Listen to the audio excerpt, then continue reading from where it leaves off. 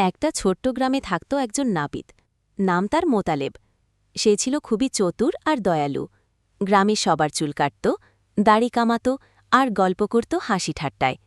একদিন সন্ধ্যায় এক অচেনা লোক তার দোকানে ঢুকল।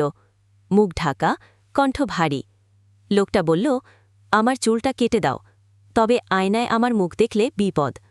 মোতালেব একটু চমকে উঠল, কিন্তু তারপর ভাবল, দেখি না কেমন খদ্দের।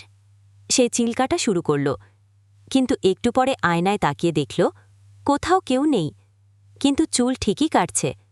ভয় পেয়ে মোতালেব পেছনে ঘুরতেই লোকটা হাহা করে হেসে উঠল। ভয়াল এক ভূত সে।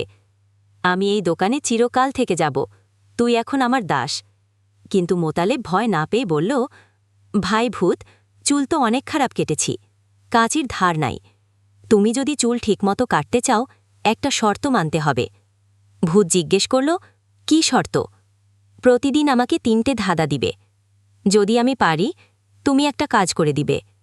যদি না পারি, আমি তোমার হয়ে থাকব। ভূত রাজি হল। প্রথম দিন ভূতের ধাঁধা, জলে ভাসে, পাখির মতো উড়ে না, গাছ নয় তবু পাতায় ঢাকা। মোতালেব হেসে বলল, পানিতে ভাসে পদ্মফুল। এভাবে 3 দিন চলল, আর প্রতিদিন ভূত হারল। শেষে ভূত ক্লান্ত হয়ে বলল, তুই খুব চালাক, আমি আর তোর দোকানে থাকব না। এ কথা বলেই ভূত হাওয়ায় মিলিয়ে গেল।